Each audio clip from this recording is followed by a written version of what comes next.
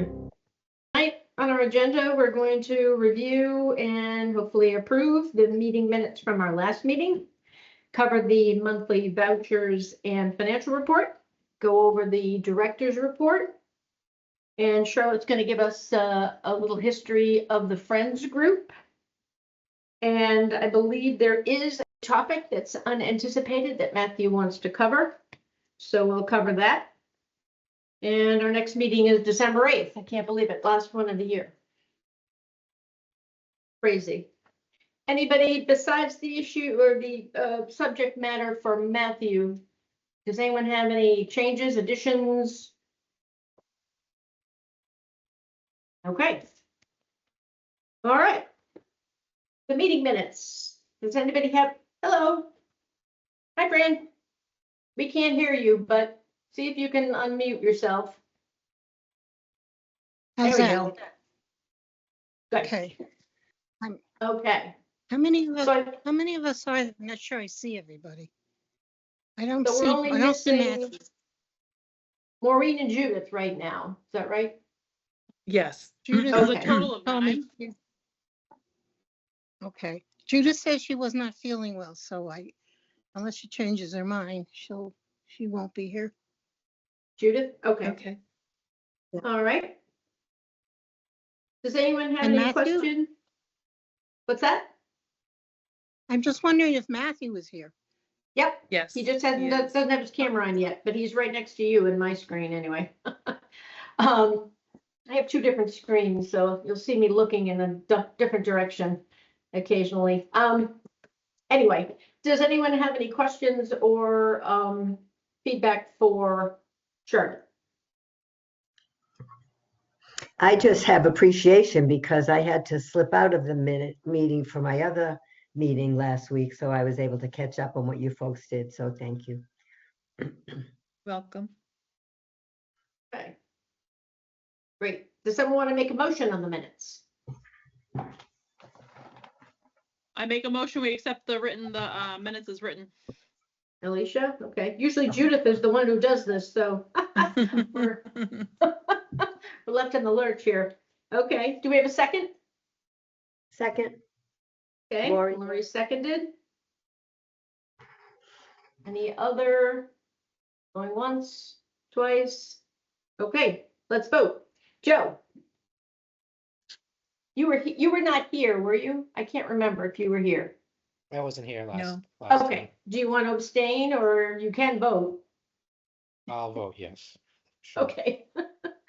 Charlotte? Aye. Alicia? Aye. Fran? Hi. Lori? aye.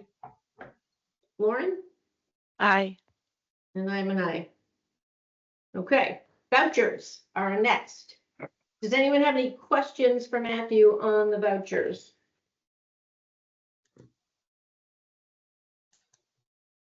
Everything self-explanatory? Okay. Do I have a motion to accept? Oh, Matthew, is there anything you want to tell us, I guess, just in case? Is there something you want to tell us about the vouchers? Yeah, I had a couple quick things. So a lot of materials expense this month. A lot of it is, if you noticed, a $5,000 invoice from Overdrive.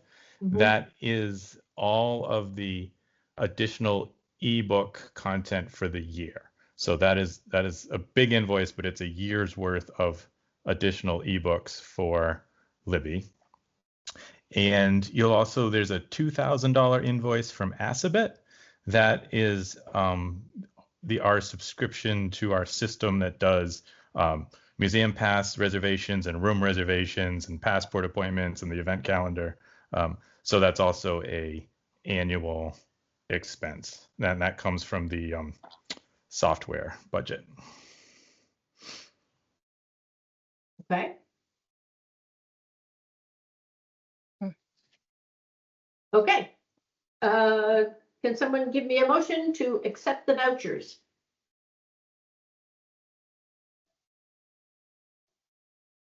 I make a motion that we accept the vouchers as written. Thank you, Alicia. Do I have a second, Lori? Make it easy. No, but I have something to say. I Oh, don't have sure. I don't have the vouchers in the financial report. I It was just looked sent and I, Saturday. Yeah, Yeah. they were sent on Saturday. That's when I got it. by Matthew, 3:54. right? Around 3:54 PM on Saturday is when I got it. Yeah. I'm looking. I don't have them somehow. I don't know. The, Okay. the only thing I noticed today when I was pulling them up for myself is I sent those from my uptonma.gov email address. Usually I send them from my CW Mars address. So if you're searching by sender, it's from my Yeah. town email. Okay, that would explain it. Okay, thank Okay. you. All right, well, does someone else want to second the motion? Oh, Maureen, you Second. joined us. Hello, Maureen.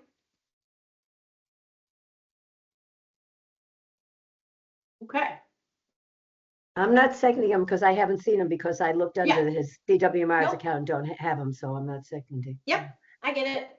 Someone want a second? Second. Lauren, thank you. Yes. Okay, Maureen, since you just joined us, we're just covering the vouchers. Did you have any questions for Matthew? You're muted, but I see you said no. I can read your lips. Okay. All right. Perfect. If we can't hear you, just give us a thumbs up, Maureen. All I right, think sounds all right. there we go. We got you now. Okay. All Okay. right, let's take a vote. Lauren, Aye. Maureen, Aye. Lori, you'll probably want to abstain, I assume. Yeah, yeah. Okay. Fran, Aye. okay. Alicia, Hi. Charlotte, Aye. Joe, Aye. and I am an I. Okay. Next is the financial report. Wait, I have to find it. Okay. So I have one thing I want to talk about. I'll take any trustee questions first, but then I want to talk about the revolving fund, and that's going to feed into the FY27 budget Budget. item. Okay. So any questions on anything other than the revolving fund?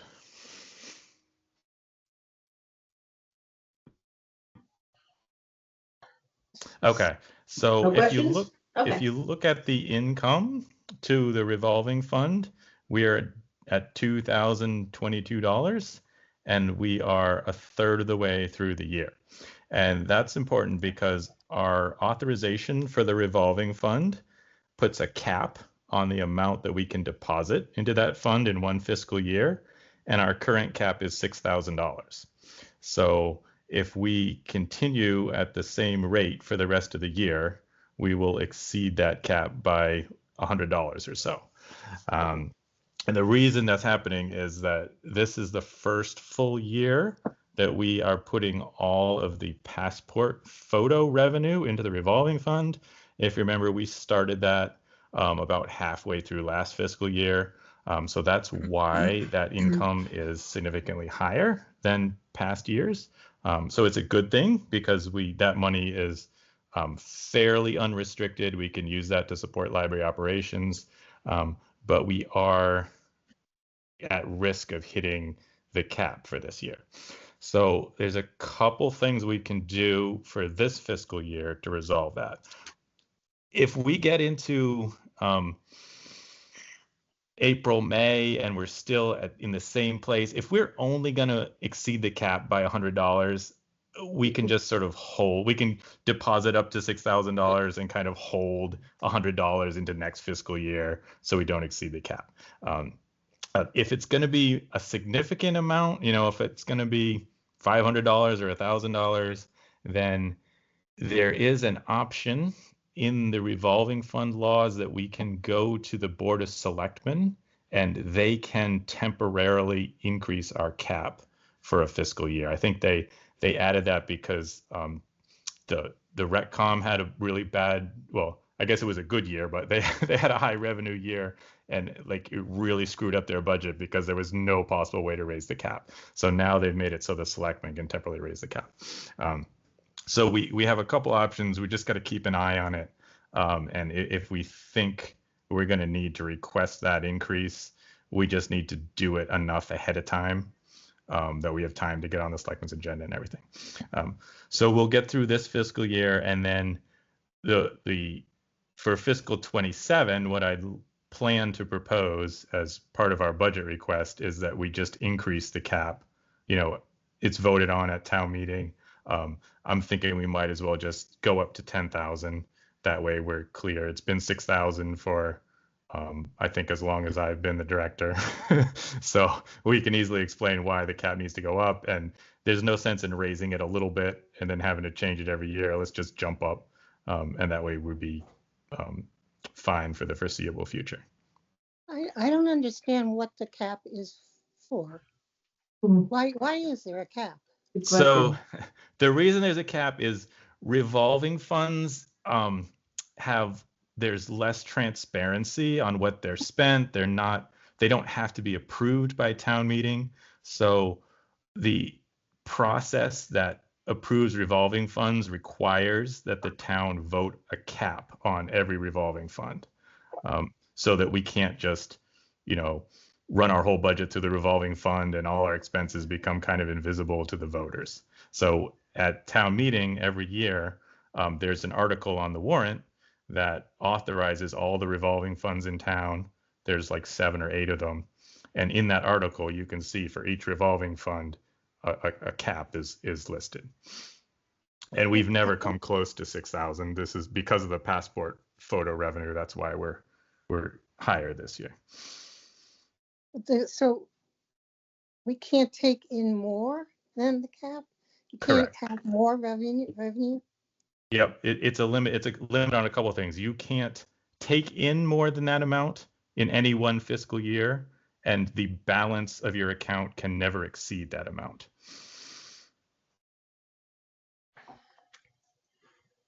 It's a good problem to have, but it's a problem. Basically, yeah. And my guess is Okay. we'll exceed it every year now. We'll probably exceed it every year now, yeah. Okay, any other questions for Matthew? Yes. What is that last item, last PDF? It says WEX, W-E-X. What does that stand for? So I don't know what it actually stands for. That is the company that manages the debit cards for the town departments. We used to have a debit card through Unibank. Unibank stopped doing corporate debit cards. So the town treasurer switched all departments that have a debit card over to this WEX. So it's basically a bank.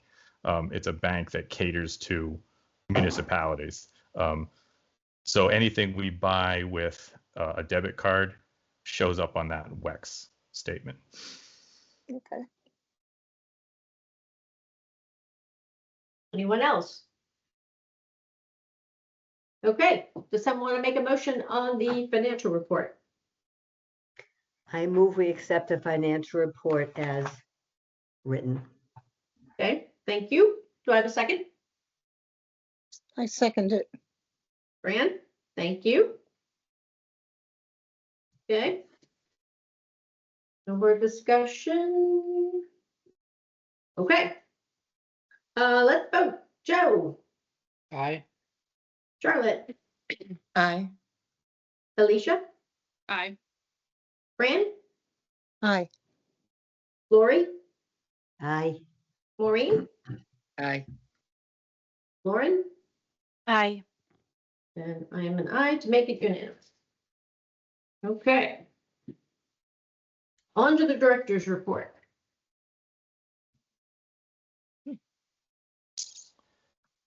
Yeah, start with the circulation and program statistics. Again, nothing super surprising. We are still declining in circulation compared to previous months, but that's typical. November is usually our lowest month, and then things start going up again. And that comparison versus last year, that's the one that's a little more important. So we are 5% over last year, so that's still encouraging. We set a couple records, a new record for Hoopla use, which has been basically going up every month since we've had it. A record for new patrons, which it's exciting, but the reason that number is so high is because some of the first grade field trips got pushed into October, and normally they're in September. So I think probably like 60 of those 92 patrons were first graders that came down on their field trips. Program use. We actually saw some lower attendance in October in some of our programs that normally always fill, like the Story Times and the Lego Club, and we weren't sure why they were down in October. So far in November, we're back up to full registrations on those, so it may have just been a 1 month blip or something, but we were all kind of surprised that some programs that typically fill didn't fill in October. Is your chess club filling, or is it? Chess Club is, again, in October. It was not. We had some 0 attendance at Chess Club, but the first Chess Club in November had 9 kids at it. So, Wow. Yeah, that's so something happened in October that it was like across all programs, and not sure why. But November, so far, the early first week of November has been better. I have a question about Hoopla. Do those programs contain advertisements? Or are they free? I don't believe patrons see any ads in Hoopla. The one complaint libraries have started to have about Hoopla, well, there's other complaints, but recently Hoopla has apparently been allowing some AI generated content. They don't do a great job at sort of vetting all the content they allow on their platform. So some libraries have gotten very upset and canceled Hoopla because they aren't doing a great job at preventing AI generated books from being added to their catalog. The company has said they're going to do better, and they're adding these new systems that are going to catch that kind of stuff. My feeling on that is patrons generally can decide for themselves whether something's worth reading or not. And, I don't feel like we have to get upset just because a few things that maybe are low quality got added to the platform. But I don't think there's any inherent advertising, no. Is the AI stuff labeled AI? Again, if Hoopla catches it and they put a flag on it that says, AI generated, but that was the complaint, is that they weren't accurately identifying things that were, and this is not just, an author used AI to help out. This was like literally, someone had ChatGPT write an entire 100-page book and threw it on Hoopla and said, hey, if 10 people buy this, I made a little money for nothing. So that's the objection. I don't know if it's flagged or not, but I think generally people that you start reading it and you're like, wow, this makes no sense. I don't want to continue. Okay. Okay. Yes.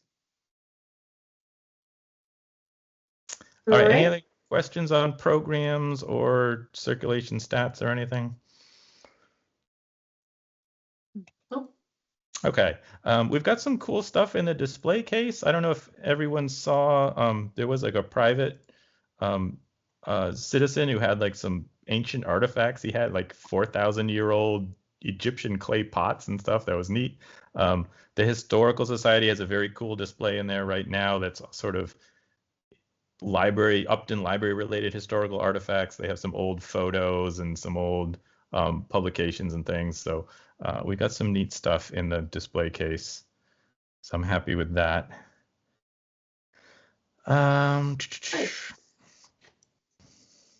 Yeah, it is great. People should try and get down there if you can. Last month was wonderful too. I liked the artwork from the schools too. Yes. And the That photography is was great. really nice to see. Yeah. Yeah, MISCO students have some work that's up on the circulation spine right now. Mm-hmm. Looked good. Great. Okay. All right. So for the discussion items, let's go in the order of the agenda. I try to make my director's report match the order of the agenda, but I didn't quite get it this time. So let's go in the order of the agenda, not the order of the director's report. So if you are following along, we're going to skip down almost to the bottom for fiscal year 27 priorities. Okay. We discussed that whole revolving fund thing. I don't really need any action from the trustees. I just wanted to let you know that that's my intention, is when we submit the budget, we also we submit a projection for the revolving fund, and then I'll just have to make sure when the warrant gets put together that the FinCom and the selectmen are aware that we want a higher limit on the revolving fund. All right, so the actual operating budget, we have an interim town manager right now, so I'm expecting the budget process to be a little less streamlined than it has been the last couple of years.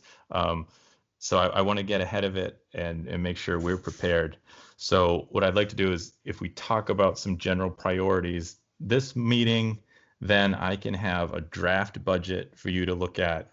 The December meeting, we can discuss it, we can make changes, and then we'll vote on a departmental request in January. That'll let us send it to the FinCom in plenty of time. So I put down some of my thoughts, which I'll go through, and then I'd love to hear if trustees have other thoughts on budget priorities or things that we want to focus on. I'm sort of expecting the FinCom will ask us to, every year they say keep your budget as low as possible, ask for what you need, but don't ask for anything you don't need, essentially is what they say. So we keep that in mind. So I sat down, looked at the budget a little bit, thought about things that I thought were important. So I have 4 sort of increases that I'd like to recommend. One is enough funding to promote a library assistant to library specialist. The library assistant is our entry-level position, and then we have this other job description of library specialist that we can promote people into once they've been there a couple of years and demonstrated some initiative. So I'd like to request the funding to do that. Both the graphic design and marketing and the children's specialist, those are the 2 positions we have that are less than 19 hours a week. We sort of have increased them over the last couple of years. They're both at 14 hours a week now. I'd like both those positions they have more work than they have time. So I'd like to increase that from 14 to 16, just kind of keep jumping those up a little bit every year. And I put the estimated cost, like the actual budget impact of all those things. So it's about $2,500 for each position to add 2 hours a week. And then we always have our materials expense. So as our salaries go up, it's been our practice the last couple of years to try to keep raising our materials expense to keep pace with that. We have to spend at least 19% of our total budget on materials. So if our wages go up $10,000, then our materials expense should go up $2,000 to kind of keep pace with that. And I think the last year is actually the first year that we had enough in the budget to meet that requirement just from the budget. In past years, we've always had to rely on trust funds or the Friends of the Library or the Good Fortune Fund. And it's nice to know that we could meet that out of our own resources if we had to. So those are what I'm recommending to do as increases. Some other stuff that I thought about and then ultimately decided we can't do it this year or it would cost too much. We've been talking about the website for a couple years. I have gotten some quotes on what either a professional web developer or shifting our website to actually the same platform that the town website is on. That's fairly expensive. The quotes that I got were in the $5,000 to $8,000 per year range. So that's an ongoing cost. It's not a one-time fee. The big difference is some of these other platforms could do a better job with some sort of background accessibility things, like they automatically do metadata, they make it work better with screen readers. Some of that our current platform is not quite as good at. So that was a consideration. I don't really see the town being excited about spending that much more money on another website. Or an improved website. The other thing I really thought for a while about is our library assistant hours are a little lower than they should be for how busy we are. We could certainly justify increasing those. The big problem is all the library assistant positions are at 19 hours per week already, and that's the most we can do for a part-time position. As soon as we go to 20 hours, it becomes a benefited position. So there's no easy way to, so say we wanted to add 5 or 6 hours a week, there's no easy way to do it. We'd have to either turn one of those positions into a 25-hour-a-week benefited position that would take basically rewriting a whole job description, going through the personnel board, or we'd have to add a whole new person. So unfortunately, I feel like in order to get some more hours, we're going to have to wait until we really need, 10 or 15 hours and add a whole new position instead of adding 5 more hours. So that was my thought process, and I'll let trustees share some thoughts.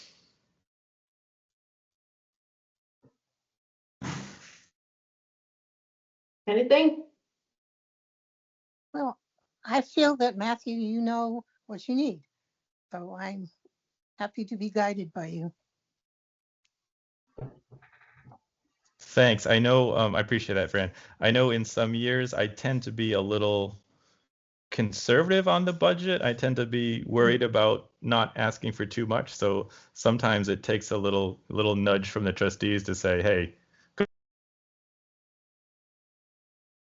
Oops. Oh. Just froze. He froze. You froze, Matthew, if you can hear us. Oh, fine. Am I good? You're almost back. Okay, there you go. Okay. We've gotten some pretty large personnel increases. We've added a position like both of the last 2 fiscal years. So I don't want to ask for too much this year. I mean, the FinCom has been supportive, but without having a strong engaged town manager, I'd like to be a little cautious this year. Matthew, So- oh, I'm sorry. Go ahead, Lori. Is it correct? So the children's specialist is now 14, right? So 8 and 6, and we're adding 2. We're adding just 2 hours to each of those. Yeah. Yeah, that seems good. And you have somebody in mind for the library specialist position, or don't you want to talk about that? Well, we could talk about that because we actually we had funding for this in the current fiscal year budget. Right. I thought there were for 2 of them. Yeah. Yeah. So what we decided, I talked to quite a bit with HR this year because we do have multiple people that are basically qualified and could be interested. So we actually decided to do an internal job posting and let anyone who, thought they were at that level apply. And then we're going to do, if needed, do internal interviews and decide, instead of just in the past, it's always been really clear, like, hey, this person has 10 years of experience and everyone else only has 2. So it was obvious who the promotion should go to. Right now, we have a lot of staff that are similar ability and experience levels. So HR and I thought the most fair way to do it would be actually have a competitive internal interview process. So we did that. We put that out this year. We actually only had 1 person apply for this year's opening. And I think they may have sort of collaborated on who is going to apply, which Well, it's nice when you have a staff that solves the problem everyone for you. feels comfortable with that.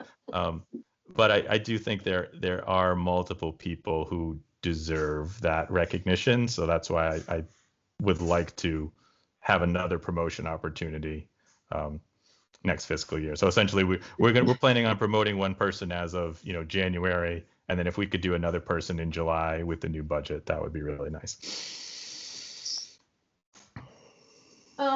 Matthew, can we request the funds for any or all of this to the Friends? Could we make a request to the Friends for any of this? I don't think we can use outside funds for anything related to salaries. I don't think that would be a good practice. Anyway, generally, I think we should not be using outside resources to fund regular operating expenses. I wouldn't want to, because then, if the Friends have a great year and they fund something, and then you say, well, maybe next year they can't commit to maintaining that guarantee in it. perpetuity. Yeah. Yeah. So Is there a way around it by them doing something else that would allow us to move money in our budget from one place to another? Yeah. So programming is probably the area that I'm most comfortable requesting funds, a Friends support for. So yeah, we do have a programming budget.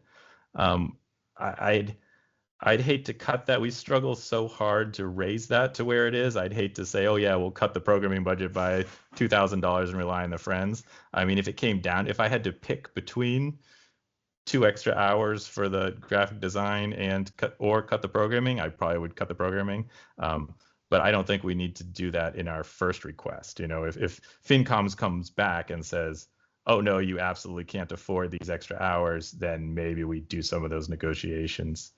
The materials expense, that's also another spot where we could rely on the Friends support for. The state doesn't care where that money comes from. They just care about what your total expenditure was.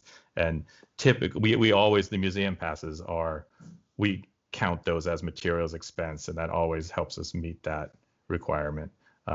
So those are, yeah, if we got into a real desperate spot and we decided, hey, we have to fund these wage increases, those are two spaces we could look at because they can be made up somewhere else, the programming budget and the materials budget.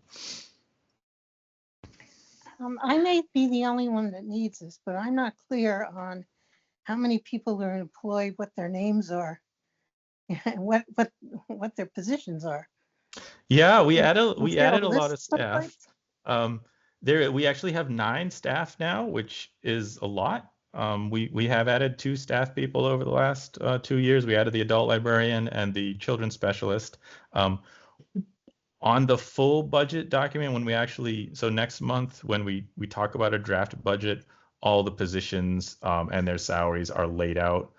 So I could grab, I probably have it in my email somewhere. I could grab last year's budget document and show that if you wanted to. Will you put the names to the people, or was that included? I'm not sure if it I has don't names. remember. Sometimes I put the names. Sometimes I just put the position titles.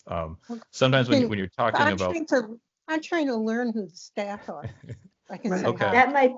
That might be better for a visit with Matthew or something at the library, because yeah, I these could are public send meetings that, and all. or I could include that in my next director's report. I can make a note. I think when you're talking about the budget, they usually prefer to refer to the position title rather than the person's name. Yeah. But I could for sure, my next director's report, it would be helpful to you. I could do a little summary of all the staff and who they are. It would be. And the other thing I was needing was a way to contact, I forgot her name, the president of the Friends. Yeah, 'cause Lisa She's in the Blake. meeting right now if you want. I just read that, but is there a directory for the library or, related positions? So I don't we think do I even have their phone number. we Oh, do okay. have a staff page on the website. The only people's direct contact we have on there is the director, the children's librarian, the adult librarian. Just for privacy and being cautious, we put the first name and last initial of the other staff. We don't put their full names of the front desk staff. they don't have individual contact information. The Friends of the Library are actually, they're a separate organization. They're not town employees. There is an About the Friends page on the library website, and there's a contact email there. So it's not a individual person's contact, but it's friends of Upton Town Library at gmail.com, and that's monitored by the officers of the Friends, and you could get a response from that. Okay. Thanks. Thanks, Bryn. Anybody else have an opinion or either hierarchy, or do you have something to add?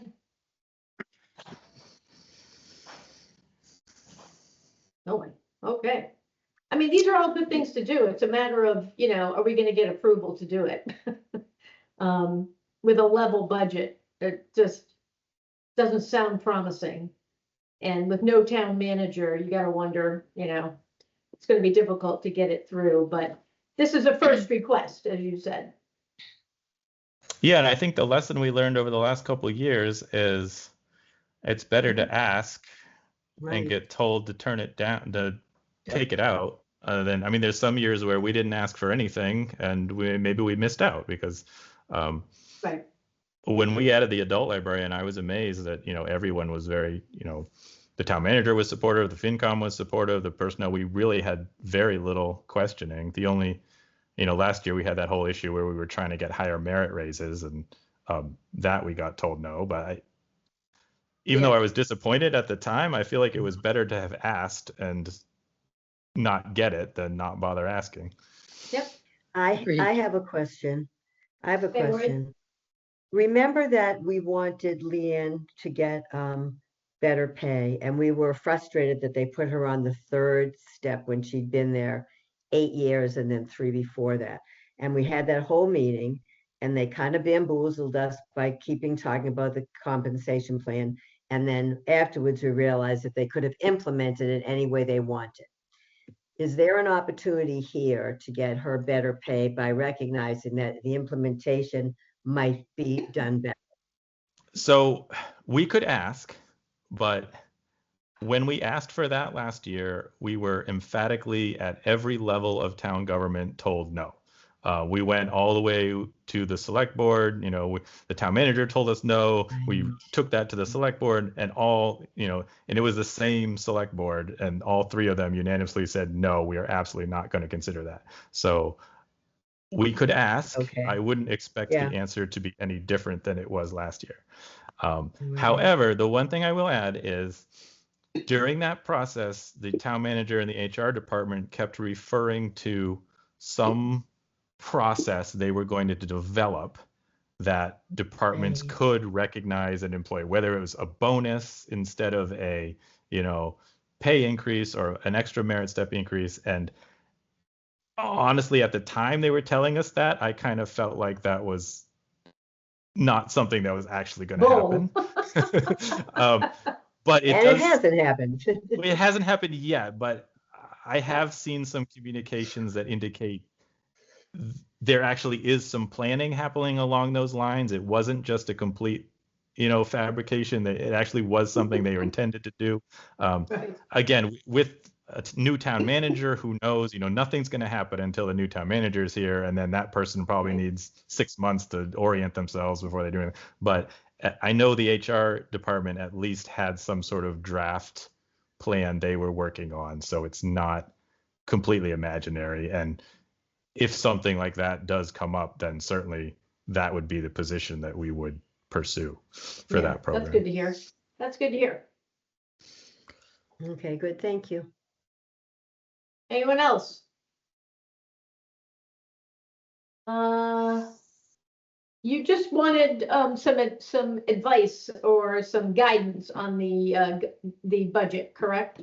Yeah, so based on what we just talked Okay. about, I will make a draft departmental budget presented in December.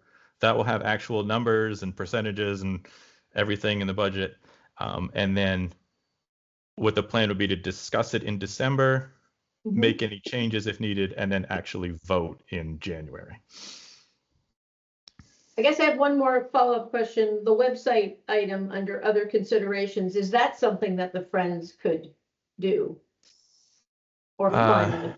Hmm, mhm. They could. Again, my concern there is that's an ongoing cost. It's not a So it's not, one-time. okay, so it's not a consultant to redesign our website. It's It's a like a hosting. position that Yeah. goes for it. Okay, all right. That's fair enough. Okay. I think you got what you're looking for. What's next? Yeah. Definitely. All right. So the next couple items are just informational that I wanted you to be aware of. So we, for as long as I've been here and probably longer, we have bought almost all of our new release books, both fiction and nonfiction, from a company called Baker and Taylor. And if you look at the vouchers, you know, every month we have these huge Baker and Taylor vouchers. They are widely used by many, many libraries across the country. In September, they sort of unexpectedly went out of business, like very abruptly. They had thought there was going to be a merger or a buyout that would let them keep going. That fell through. And with very short notice, they are winding down their operations. They plan on being completely closed by the end of December. So they are not shipping any books anymore. So basically, every library that used them is now scrambling to find a replacement. And so are we. So they have essentially there's one other alternative wholesaler. It's called Ingram. They were basically Baker and Taylor's competitor, and they're now picking up, everyone is scrambling to make an Ingram account. So we are doing that. We've looked at some other options. So if you've heard, any patrons are starting to notice that there are no new books on the shelves very much, because we have not gotten a book shipment in a month. We are getting ready to start placing our first orders from alternative suppliers. So Leanne and Michaela and I all looked around, and we think switching to Ingram is going to be our best option. They give a pretty good discount. They have, free shipping, all that stuff.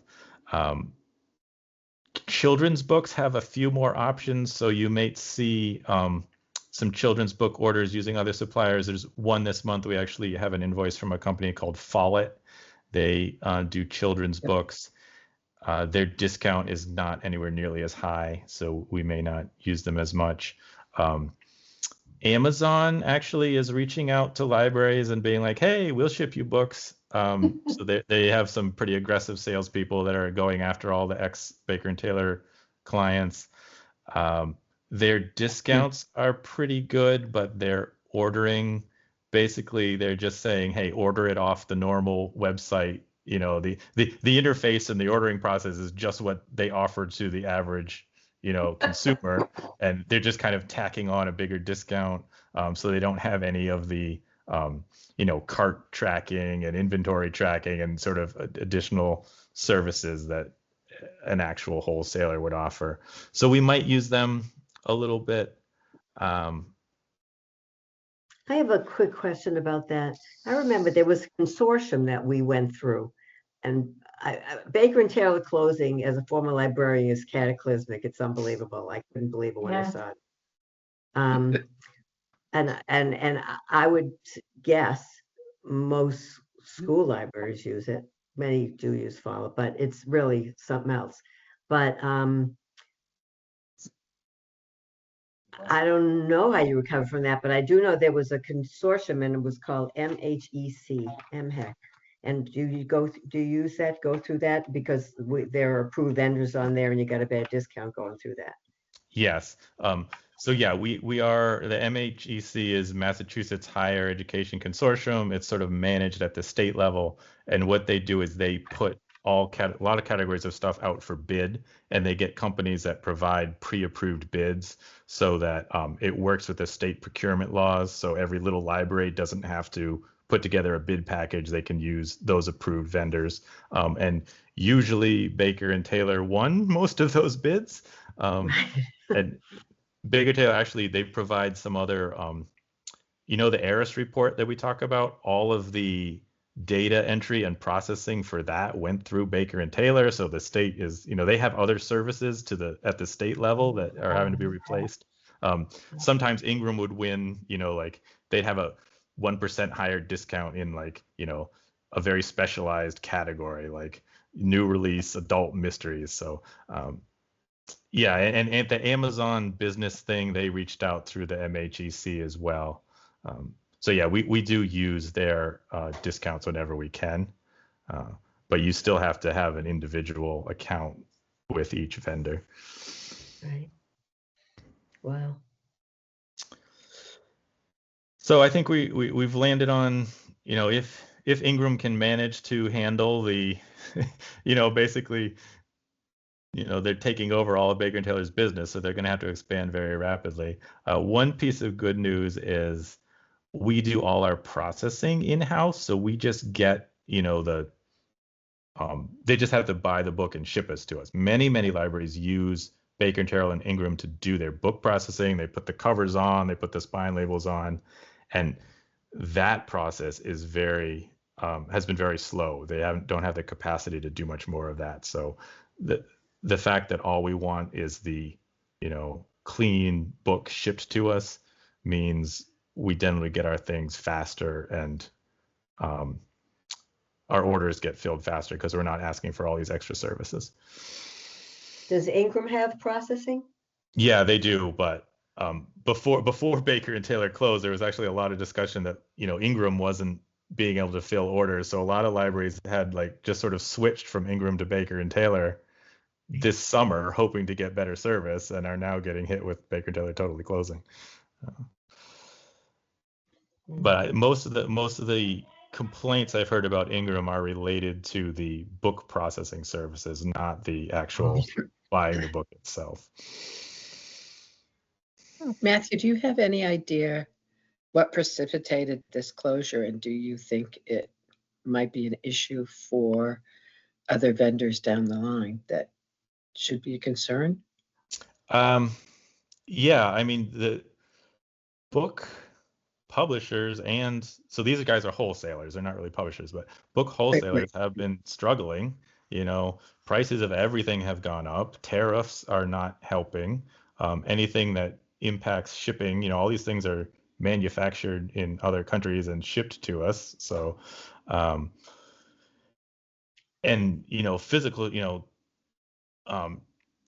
online retail, anything that gets shipped to your location, shipping costs have gone way up. So and we've used Baker and Taylor and I love them, but some of their practices I've always wondered, like, how can they make money? They might send us, a $5 book as a separate shipment, and like they must have paid more in shipping than they made in profit, because they give us like a 40 to 45% discount off list price. And I think they sort of probably just overextended. They were probably trying really hard not to raise prices or cut their discounts, and they thought there was supposed to be a deal that they were going to get bought out by some larger company. I don't remember the name of the company, and they thought that was going to save them. And when that deal fell through, there was no backup plan. So I hope that we don't see more complete closures of companies. We may see prices go up. Everyone else might say, hey, we don't want that to happen to us, so maybe we're only going to offer a 30% discount instead of a 40% discount. But the other downside is now, basically, there were two good options, Baker and Taylor and Ingram. So if the only option is now Ingram, there's nothing that, just like when Demco took everything over, I would expect prices are going to go up because they don't have competition anymore. Yep. Thank you.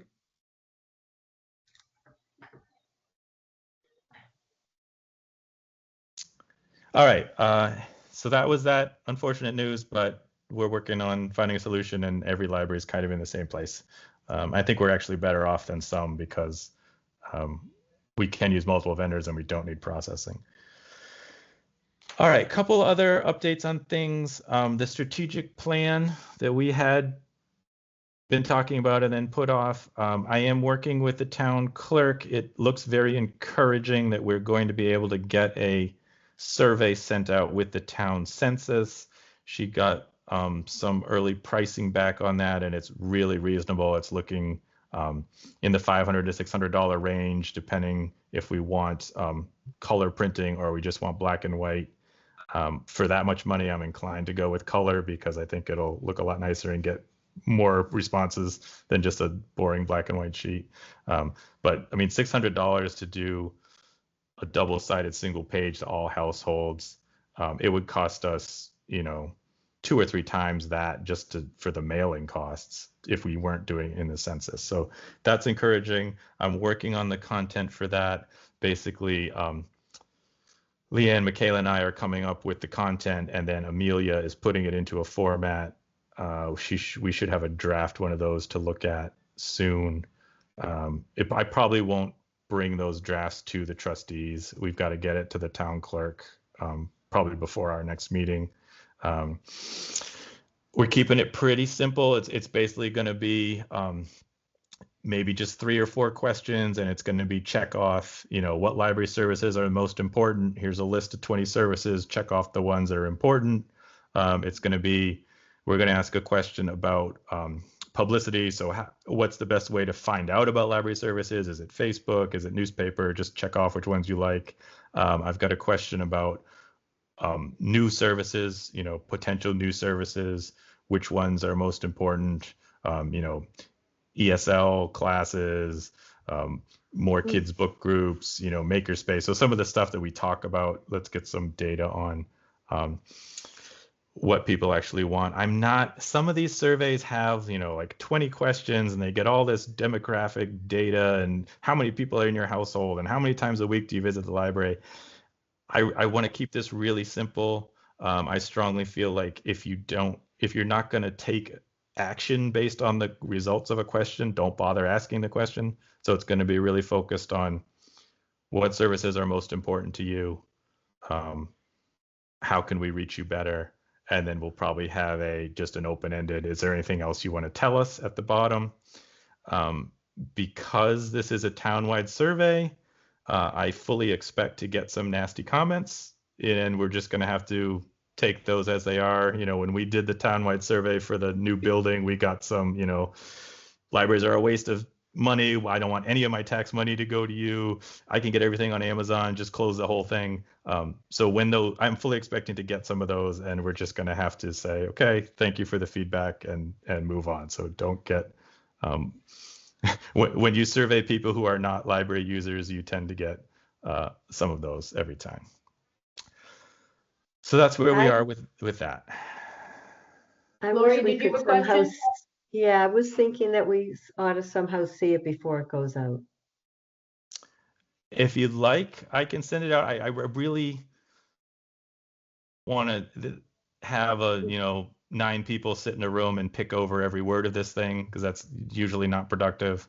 Right. I just want to make sure nothing gets missed, because this is a big chance to get information. So we just sometimes another set of eyes or 2 isn't bad, and it's a little different point of view, and we represent the people. So maybe we should see it somehow.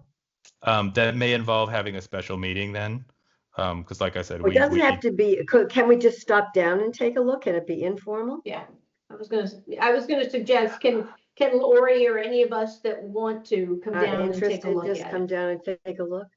Yeah. We'll Yes, probably say, yeah, it's great, you can talk to me individually. What you can't do is Right. look at it and then go call up another trustee and discuss it, Right. Yeah. Okay. because that's an open meeting issue. Okay. But Lori, you can go down and take a look at it. So. Right. And I can And email others out. may want to also, I can email out a draft. We just can't get into discussing via email, or Okay. 2 of you meeting Yeah, in your house and discussing Yeah, it. email out a draft, probably going to be great, and probably anything anybody sees that you didn't notice probably would be useful, so, yeah, sure. But reply just to you, don't reply all. Yes, please. Okay, that sounds good. All right. Okay. Program feedback form. This is very similar. It's probably going to look very similar to the townwide survey. This is another thing we've been talking about for a while, is having a form that we can hand out, and there'll be an online version as well for both of these, a form that we could hand out to every program participant just to get some feedback on programming. Again, I think that the most valuable part for me is going to be the publicity. Like, how did you hear about this program? That's going to be one of the key questions. This one, we're also going to ask about the age recommendation, because that's kind of new, that we're now being much more strict about enforcing the age recommendation for programs. So we want to get some feedback on that. So this one, again, Amelia has a draft that's done, and we just got to revise it. I can send it out if any trustees want to provide some feedback. Oh, and again, I'm hoping to have this in a final version and start using it probably in January. The only thing I can think of is maybe, especially since we're so concerned about how do we get the word out, is there a way of putting into to these surveys? Can you suggest any other ways of promoting things that may not be on this list?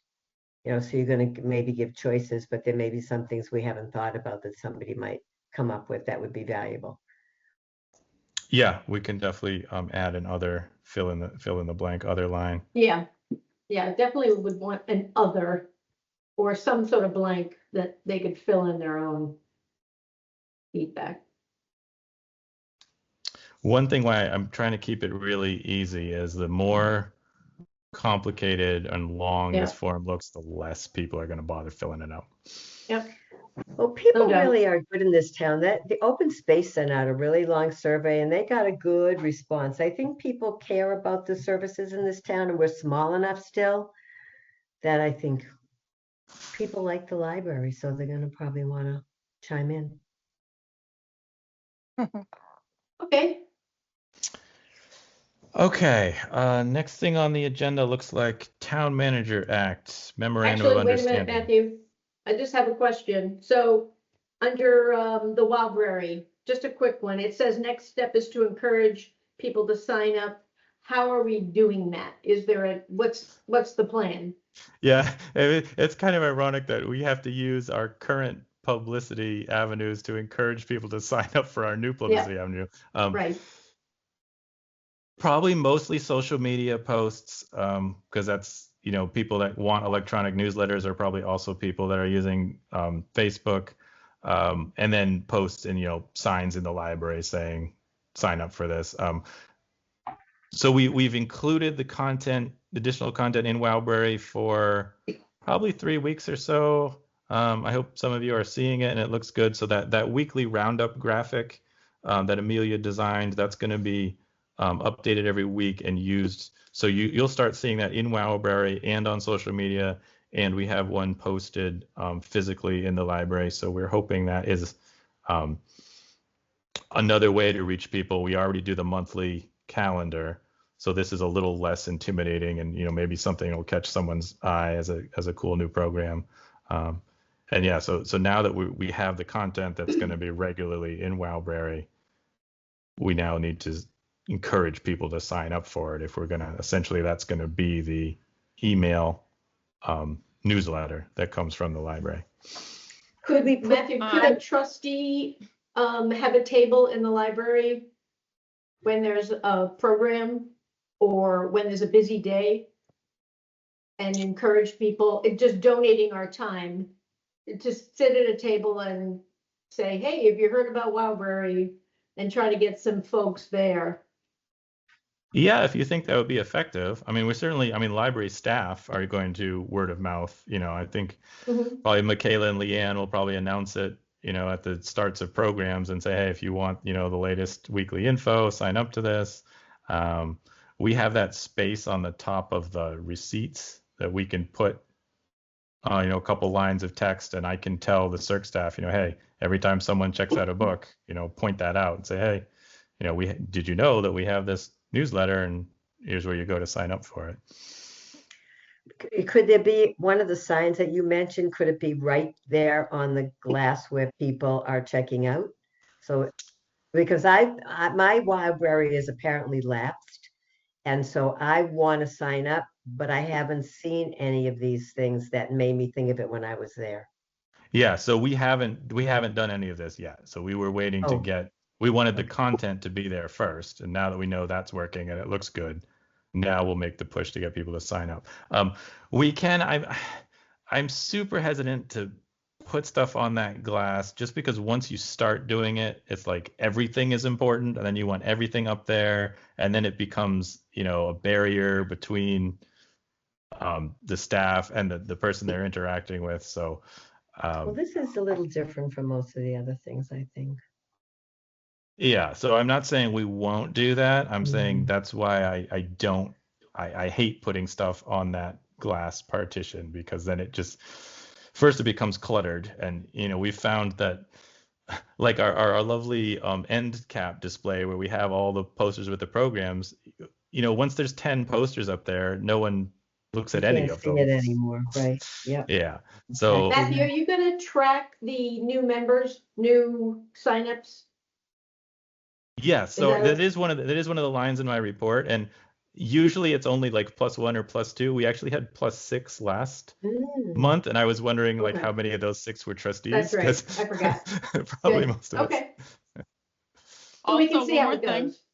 Also, you should just do a post that's like, what is Wildberry? And like, so people know, like, because people are like, what is Wildberry? Like, I don't know what this is. Like, I know. it's something I didn't for know me what it to, was. yeah. So maybe there should be a post on social media that's like, what is Wildberry? And it kind of explains it. Or like something catchy, like, do you want to keep up to date with your library? Like, sign up here. Yeah, Amelia's good at Yeah. that stuff, and so that's the step that you'll see those this month. You'll see those start coming out because now that we've got the system in place that we can add the content, that's our focus for November, December is publicize, getting people Okay. to sign up for it. Okay, thank you.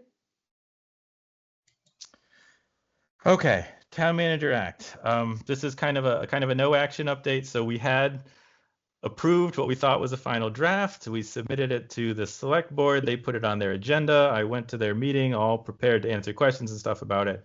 And what happened is apparently the actual Town Manager Act itself is somehow a state law. It's in the town charter, so it has to get approved by the state legislature.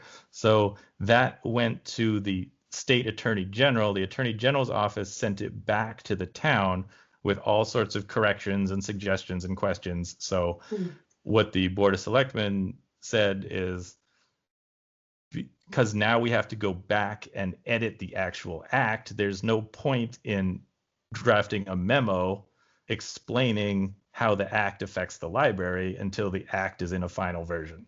So basically we got, well, thank you very much, but we're not going to do anything. And after the Town Manager Act itself is fully edited and approved by the legislature, then we'll have to do another draft of this memo and basically start this whole all over again.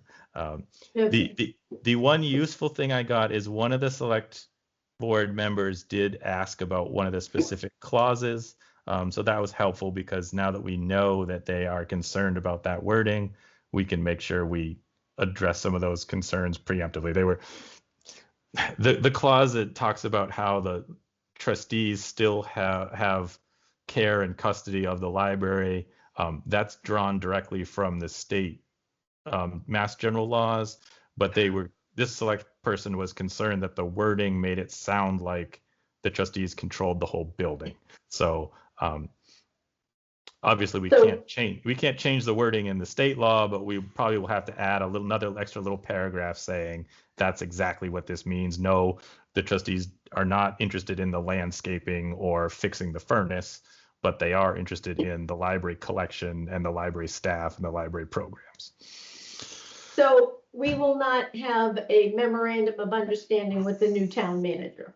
It's going to be a year or so.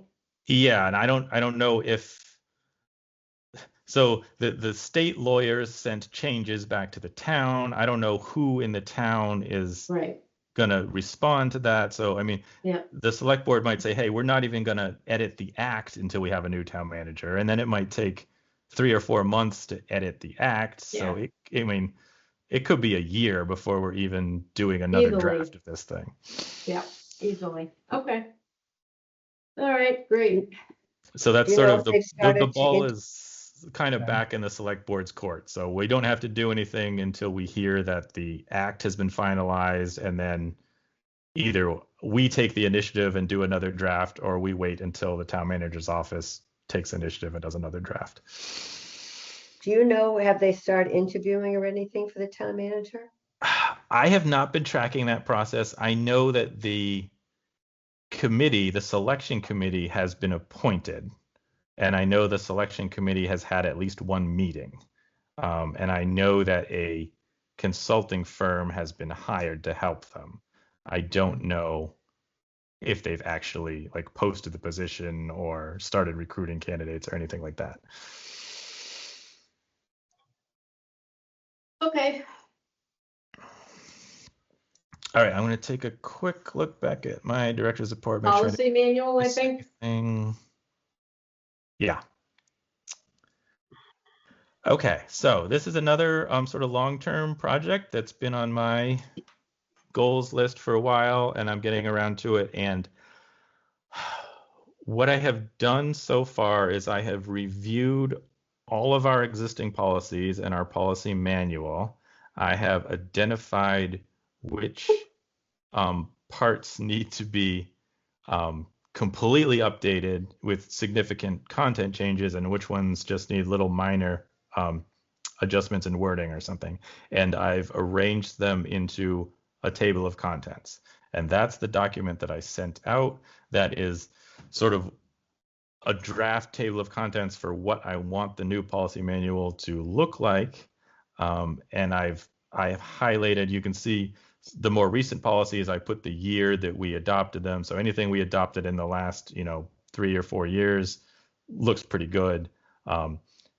Almost everything that's older, almost everything needs some sort of little tweak or update.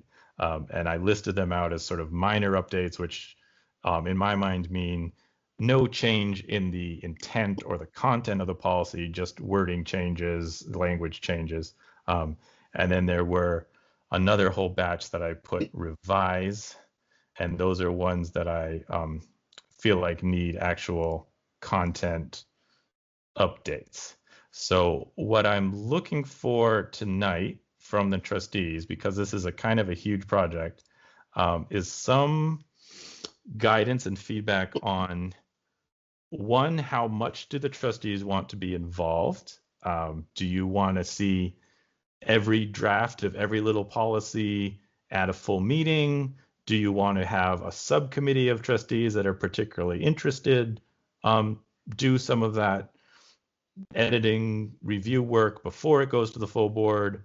Do you want me to just kind of write these drafts in isolation and then send them to you? So that's one question. And then the second question is, because this is a lot of pages, this thing's going to end up being 50, 60 pages of text by the time we're done. Do you want to wait until we have drafts of everything and do it as one big review, or do you want to kind of take each sort of policy one at a time and do it in little chunks and draw it out? Well, my preference is to establish a subcommittee, and I'm willing to be on it. But I don't think we want 9 people going over 11 sections, that are requiring a rewrite. So maybe we can get 2 or 3 trustees who can work on the wording with you and then bring them to the larger group. Matthew, have you done this before? Not as a comprehensive thing. So if you look at the title page, it says it was initially Right. improved in 1997. That was the Yep. director before me. So as long as I've been here, we've done little piecemeal updates. We've done, okay, this policy is causing a problem, we've got to update it. Or a lot of them were additions. So like the meeting room policy and the exhibits policy and the donation policy, those are all things that we didn't have at all. And we've created them in the last 5 or 10 years. We have not, since I've been here, done a comprehensive top to bottom complete rewrite. And I think that's what we need, Yeah. Okay. a lot of the more important, like we did the collection development policy earlier. That one's super important. When we moved to the new building, we updated like the public internet use policy. That's a super important one. So some of the really crucial ones we've updated, but we have a lot of these, like we have a policy in there that talks about who's allowed to use the library's telephone if they need a ride home, and like really outdated kind of stuff like that. And it's it's Yeah, a I little feel like the most important things have been done because we needed. yes. Yeah. So it's nothing that we're kind of at this point we're at the level of just changing the wording and bringing things up to date.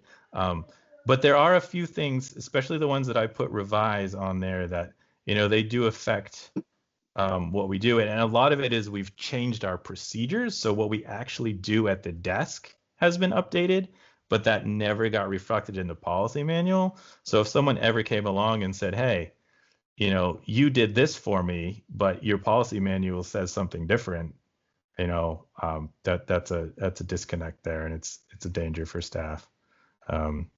Like the overdue materials one, it's completely out of. There's a little note in there that says, "Hey, we stopped charging fines in 2014," but it doesn't really talk about how we notify that it's overdue and things like that. The Corey policy still says the chairman of the trustees should be Corey certified and conducting the Corey checks when now it's the library director. So it's stuff like that. It's just out of date. Reference service talks about like internet chat requests, which used to be a big thing like 15 years ago. People wanted to like IM the library desk, and we don't have that anymore. I think that what's going to happen is that in a lot of cases, you're going to have a good sense of what it needs to be. And maybe this subcommittee will work with you, or maybe sometimes Right. you'll have a sense of how you want it and you bring it to the subcommittee and get it all done. And then maybe every 2 or 3 that get done can come to the whole board for final Yeah. approval or something like that. Does that seem like a good method? Yeah, because I don't think we want to, go through a special 3-hour meeting to go over this all at one time. So I agree, Lori. If we have, a few sections that need to be revised, really work done, and then bring it to the group and just keep doing that, chipping away at it a little at a time, as opposed to a big, revising, and then eventually we can approve it. So I don't know. I think the subcommittee would be helpful just to narrow down the creation, editing, wording. Okay, I mean this certainly makes sense to me. A follow-up question: do you, and maybe the subcommittee has to form to answer this question, do you want me to write a revised draft and bring it to the subcommittee and say, what do you think about this? Or does the subcommittee want to meet before I write the draft and say, do you want to give me input before I write a draft or after I write a draft? Because sometimes once it gets written down, Well, it becomes a little bit yeah. more locked in stone than if you give input first. But obviously giving input first will involve a lot more time on the behalf of the Yeah. subcommittee. I mean, the policies, you're the director of the library. So I would say you would make the draft and then show it to the subcommittee, and then they're free to say, we don't like any of it. And this is what we prefer. But probably you should do the first draft. That's the way we seem to handle other things. Or at least make a list of what you would want in it. Yeah, some sort of, bulleted items or whatever, but whatever, you think should be in that particular policy. That would be good. Okay, that's certainly easier for my workflow than having to, meet, get input, Right. write a draft, and then No, meet again. yeah, too much time. And The reason I say that also is because we tried to do this once before, and that was a complete non-starter. Right?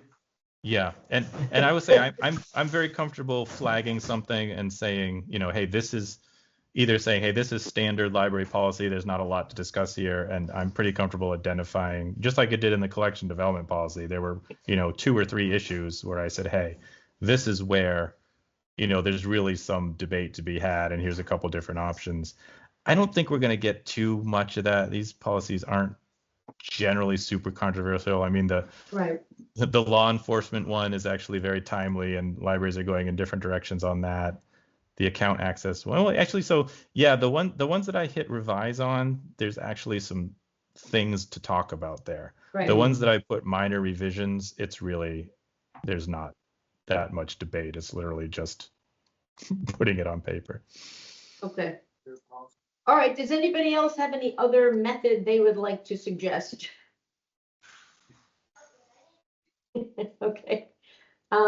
I guess if anybody, I assume we have to form this subcommittee, and I have no idea how to do that. So can we do this at the next meeting? Yeah, you can. If people want to think about it, and you maybe look at the table of contents, if there's anything on there that you think you might really have some input on, especially the ones I put revise. Maybe just let Debbie know that you'd like to nominate yourself for the subcommittee. And then at the next meeting, it's not that hard. You just sort of say, we're going to form a subcommittee of the trustees. Okay. Who wants to be on it, and then you have a slate, and then you just say, okay, we vote to approve the slate. Okay. Typically you want to keep your subcommittee to smaller than a quorum, because if you've got a quorum, if you put 5 people on the subcommittee, you're basically that's basically a full meeting. That's a meeting. Yeah. I don't think we're going to get 5 volunteers. I don't think that's the So, problem. I mean, I'm yeah. hoping to get 3. That would be nice if we could Yeah. get 3, but certainly we need at least 2. And unfortunately, we did find out that a subcommittee meeting does have to have minutes. It has to be posted, and it has to That's be. fine. We have to follow open meeting law for the meetings of the subcommittee. Okay. That's fine. And we have to do it during your work hours also. Right. Okay. Well, I have to be there. I mean, my work, I don't really have work hours. I'm. You can so make your if work you hours need to meet in flexible. an evening, I can. You can meet in an evening. It's not like it has to be between Right. 5. Okay. All Do you right. think maybe people who might be interested should write to you, Debbie, and let Yeah. you know that they might be interested? Right. I don't want to put anybody on the spot right now. You may have to think about it and whatnot. So if you're interested, yes, just email me, and hopefully we get more than just me. Yeah. But I'll be glad to serve on it and do the agenda and all that baloney. So.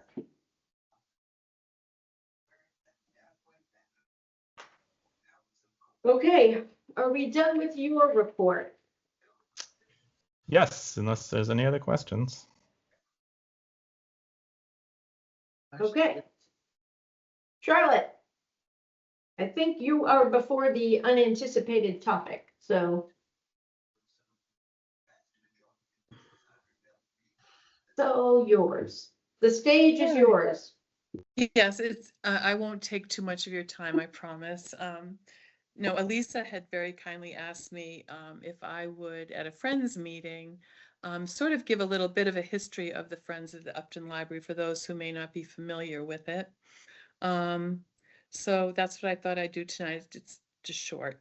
But on behalf of the trustees, first of all, I'm so grateful to Elisa and the Friends for all that they do for us and for the library.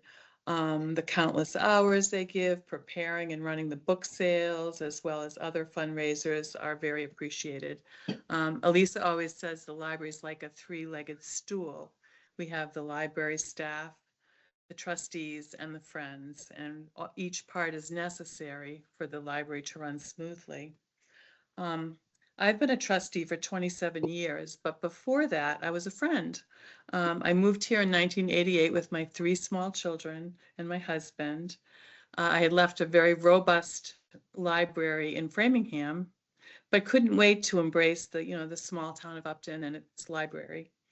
Mrs. Ackerson was the director and the only full-time employee at that point at the library in the Knowlton Ristine building. I remember one day I said to her, do you have like a Friends of the Library group? And she said, we have a friend. And it was a very small, Hey, friends. small group. Donna Kempton was the adult reference librarian, and Linda Pomeroy was the children's librarian. And Donna and Linda worked part-time. It really had a small town charm, largely due to the employees. They were wonderful. They were quick to help or recommend a book. And these were the days, most of you may remember, when you would sign your name in the back of a book when you took it out. So when you got a book off the shelf, you could see who's read it before, and you could, kind of get a sense of who would like this book. So in that time, in the late 80s, early 90s, there was a really big influx of families in Upton. And most of us, a big group of us, found each other at the library and became friends. And when in conversation with Mrs. Ackerson, because it really wasn't a friends group, we decided to form one. And we had a nice core group of about 15 women who loved libraries and books and children. And it was just a wonderful way to meet new friends and become part of the community. We started by creating a bi-monthly newsletter, soliciting memberships. The library was so small that it wasn't able to provide programming. They had their hands full doing everything else. So as the Friends group, we began planning in earnest. And I have a scrapbook of that era of all the things that were done. And it really chronicles all the things that the Friends could accomplish. For the most part, we tried to engage local people who had special talents or information to share, which Matthew does today. We found gardeners, sculptors, authors, puppeteers, teachers, photographers, local historians, artists, and so many more who were willing to share their expertise. At one time, for a few years, there was an online repertory theater at Upton Town Hall, and they produced plays every year, and we were allowed to sell refreshments during their performances. That raised a lot of money.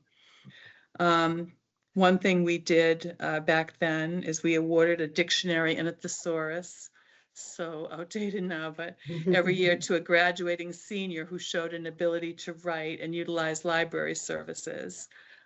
We always like to say one of our stars that received that was Jared Bowen, who is now who runs the culture show on 89.7, which is NPR, every day at 2 p.m.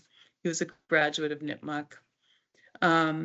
One time we had a townwide photography contest that portrayed the power and pleasure of reading. And I remember that. My kids were little. It was just really, really cute. The whole community, adults and children, were invited to submit their photographs and that portrayed the power and pleasure of reading. We had art teachers from Nipmuc and BVT as the judges, and we had wonderful pictures to display in the library for a while. And in those days, we actually planned the summer reading programs and the children's programming. Obviously, we don't need to do that now, but that's one of the things that we did back then. I look so fondly at that time when I was a friend. I became a trustee in 1998, and we began working on the Mendon Upton Library project. The friends at that time were crucial in organizing the fundraising for the proposed library. We worked on that project for 5 years, and the project was defeated in 2003. And after that, we proposed 4 more libraries, none of which came to fruition despite all the hard work. But in 2019, the town finally approved the design and construction for the beautiful building that we have now, which is fully staffed with our wonderful librarians and assistants. We've come a long way. And I do want to say that all that money that we raised during the early 2000s for the proposed libraries, most people in town, even though the libraries were defeated until we got the new one, said keep the money. So a lot of that money is still in the coffers for the Friends. It's quite a bit. At every step of the way, from the late 80s to now, the library has been supported by our friend group. Certainly there have been different iterations over the years, some groups larger than others, some run on skeleton crew, but always at the core are like-minded people who care about books and libraries and want to support and enrich patrons through programming and fundraising. And we thank the Friends for all they do. That's it. Thank you. Okay. It's bringing back little tears, all those memories. I know. They were great. Yeah. Yeah. Sorry, my mic was off. Okay, thank you, Charlotte. You're welcome. Matthew, do you want to go over the topic that was unanticipated, which is holiday hours? Yeah, I do. That was really great, Charlotte. Do you have that written? Could we post that maybe on the Friends page or something? Because, I mean, some Sure. of that and there's not too many things in library history that predate me now, but that was, because Donna worked there when I came in, Yeah. and, some of the stuff that they did and, running the summer program. I really like that. That you reached out to the students and donated some things to them and Yes. recognized the student. That's a really cool program. Yes. Yeah, Yeah. thanks Yeah, for Lisa is sharing that. definitely considering that. Thank you. I can give you that. Sure. Great. Thank you. All right. So, the unanticipated thing is our holiday hours for the library. So maybe it was September we talked about. So the trustees Yeah. took a vote to be closed December 26th, the day after Christmas, which is a Friday. We're not normally closed, but because it's a Friday, we decided it would be best to be closed. I don't think we're going to get a lot of people coming in that day. So since we took that vote, the select board also took a vote, and they have now decided to close all town buildings on December 26th. And the route that they took, apparently they're classifying it as an emergency building closing, which means people that were scheduled to work that day get paid, which is nice. So when the trustees vote to close a building, you don't have the authority to vote to pay for it. The select board Okay. does. So that's nice for especially the full timers. For the hourly employees, it's a little odd because people that are scheduled to work Christmas Day are not getting paid, and people that are scheduled to work Friday are getting paid. But that's okay. So I wanted to let you know about that, and then also in the last couple days, some staff have come to me. The staff that work Wednesday nights have come. So Yeah. some years the eves end up on different nights, but this year, the day before Thanksgiving, Christmas Eve, and New Year's Eve are all Wednesdays. Wednesdays, So right. the Wednesday night staff have come to me and said, we really would like the eves off. They're hourly employees, so they're asking for unpaid time off. So I've been sort of polling all the employees to see, hey, who would be willing to work, who's available, who already has plans. And it's looking like almost it will be a struggle to find employees that are willing to work those shifts. And it's always a debate, sort of, do you open Christmas? Most libraries do not open, or they close early on Christmas Eve and New Year's Eve. Thanksgiving Eve is half and half. So I guess I'm bringing it to the trustees at this point to say, would you like to close the library at 4 on Thanksgiving Eve, Christmas Eve, and New Year's Eve? I usually try to stay open. I don't love partial closures because it's hard to explain. Now you got to post everywhere. Okay, we're open these hours, but not these hours. And I always I dislike the image of someone, who always comes to the library Wednesday night, coming down and finding a dark locked building because they didn't get notified or whatever. But they're also super low attendance. We track attendance on these Right. eves, and Christmas Yeah. Eve, you might have 2 staff there and have 3 patrons or something like that. So I guess the question is, do the trustees feel like you want to just close at 4 on either all of the eves, or maybe, so Christmas Eve is going to be the hardest. I could probably staff Thanksgiving Eve. So do you want to just close early, or I think do you want me to should sort of scramble around. I could get them staffed. I never like to tell staff you have to work, but it sounds like there's enough people we could have a skeleton crew by sort of patching who can work until 5 and who can come in at 5 and that sort of stuff. Alicia, do you have a suggestion? Yeah, I think you should consider closing at 2 o'clock because a lot of people have to like travel to different things that are going on at families, like on Christmas Eve. Like 2 o'clock's a little bit more reasonable because like 4 o'clock, then you're like, if someone has to travel and it Yeah. could be kind of trafficky, like people going places. It could Yeah. be like tight for some people if they're not local family, I Yeah, think that's good. I'm open to that. The reason I suggest 4 is because we're open till 4 on the other days that we're not open till 8. So it's easy to sort of post and say, okay, 4 o'clock on Monday, Wednesday, Friday, Saturday, 8 o'clock the other days. But that's certainly a good argument. And our Yeah. shift change is actually at 2:30. So I would have had to end up asking some people either to stay a little bit later. So two actually makes it easier staffing wise. It just, again, it's going to increase the number of patrons that show up to close. And you know what? Actually, the other argument, now that I think about it, is the senior center will be open until 4.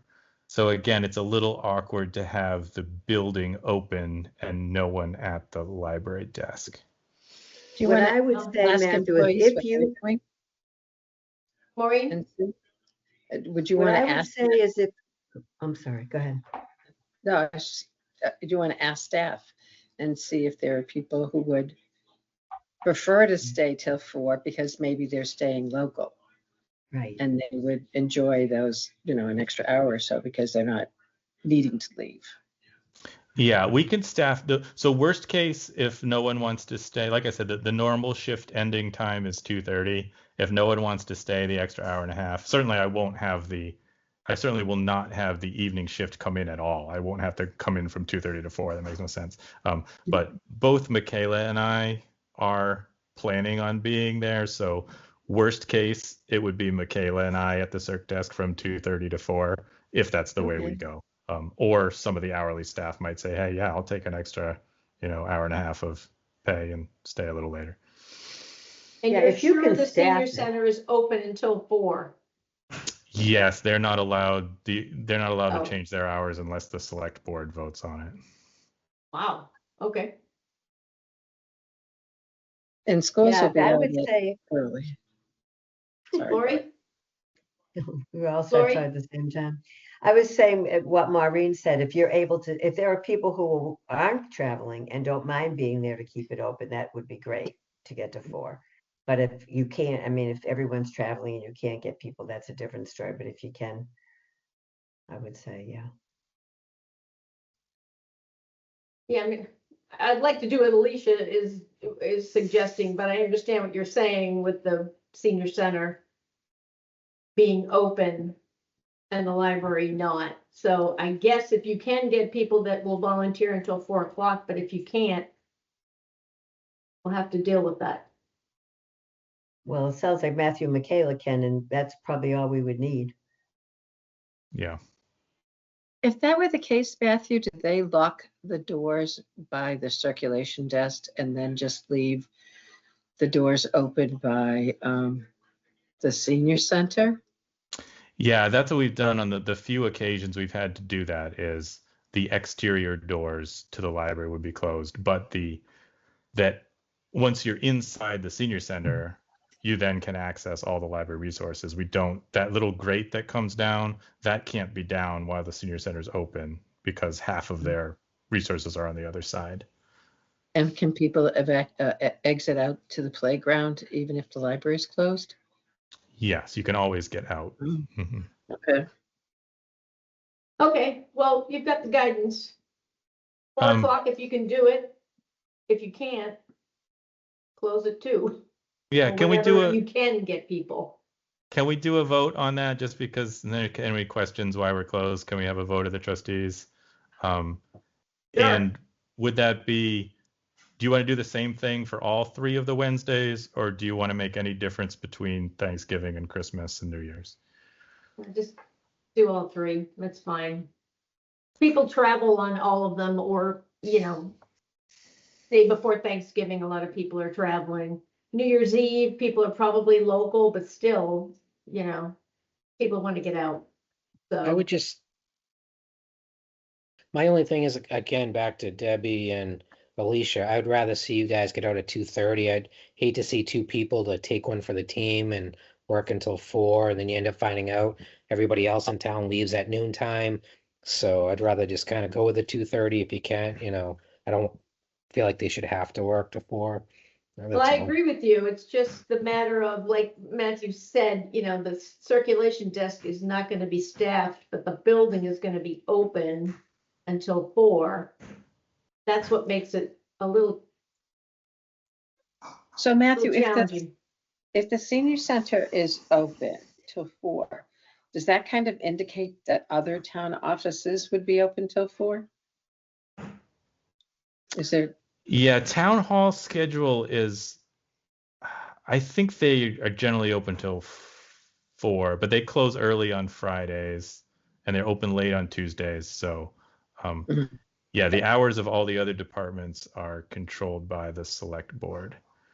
And all they have done so far is close town buildings on December 26th. They haven't changed anything for, as Joe said, in the past, there have been years where we get this sort of random email on Tuesday morning that says, hey, everybody go home at noon. And then usually the library can't take advantage because I can't just like randomly close the doors. I've got to, post things and cancel programs and everything else. So, Right.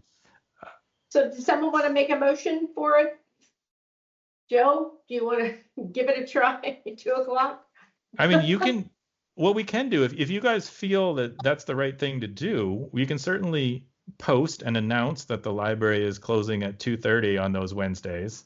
And then what will happen in reality is I'll be there until 4 anyway. So we can post we're closed, make an announcement. And if anyone happens to wander down, it's not like they'll just have free reign. I can run out to the circ desk and give someone their holds or whatever if they come in at 3:30.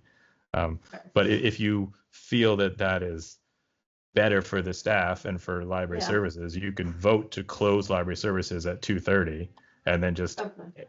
anything that All right, happens Joe, you want to make after a that. motion? Hopefully you don't hear my partner here in the background. Yeah, I move that we close the library at 2:30 on all 3 eves this year.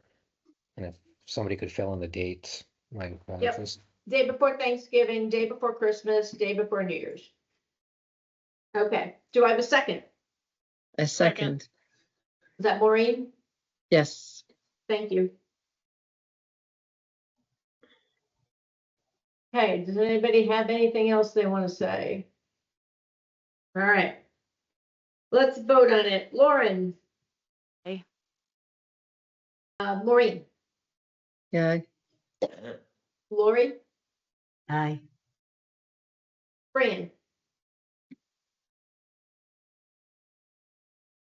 I couldn't hear you, but I could see you. Alicia? Aye.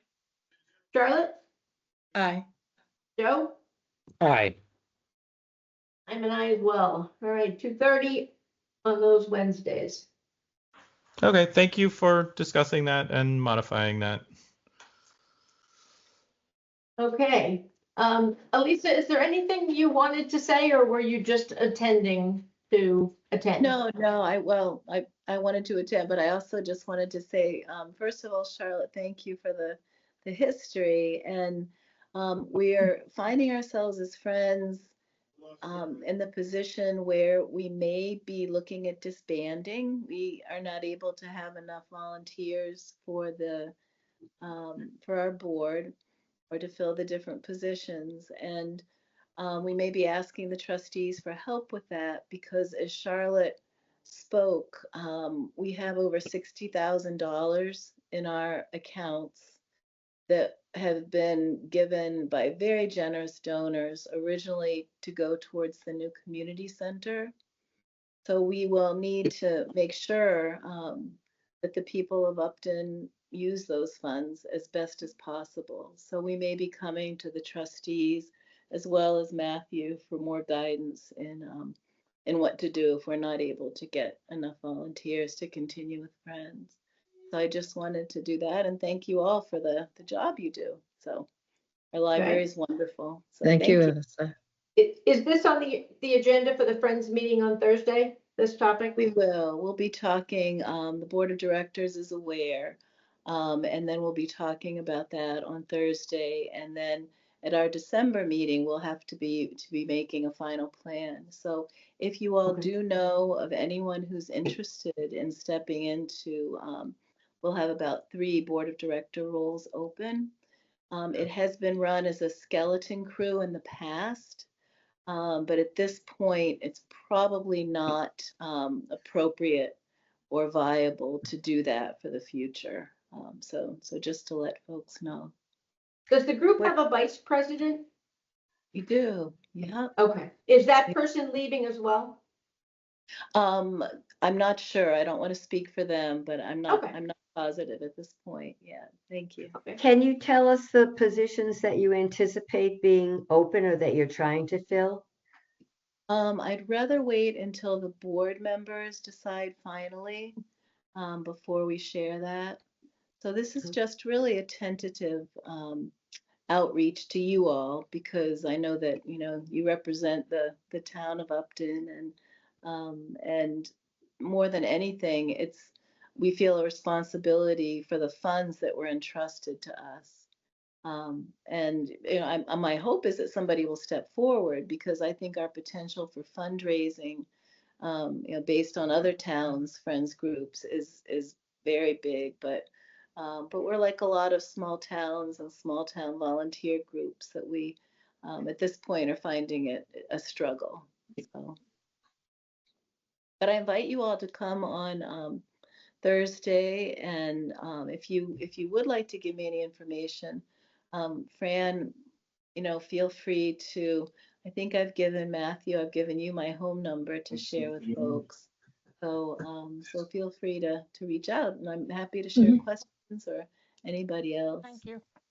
Thank you. Yeah, that, the board that you've had in this last year has been wonderful. And it was very encouraging because I think there's been more membership and that sort of thing. And you were talking about doing a membership drive, and I thought that would give us maybe some more people who might be interested in stepping into those roles. Yeah. We would love that, but at this point, unfortunately, we just don't have the number of folks or the publicity or manpower to do that. So I agree, it would be great. I think it would really be a great community outreach. Yeah, Right. I You always agree. breathe new life into it and get it all reorganized and inspiring. And so maybe somehow it'll manage to figure out a way to be in the future. Oh, well, thank you, Larry. I hope so. So. Yeah. Yeah, me too. Thank you. Thank you, Lisa. Oh, thanks, Charlotte. Yes, Thank you. thank you. Thank you for all Anything your work, else? Lisa. David. Beg your pardon? No? All right, then we are adjourned at 8:14, Charlotte.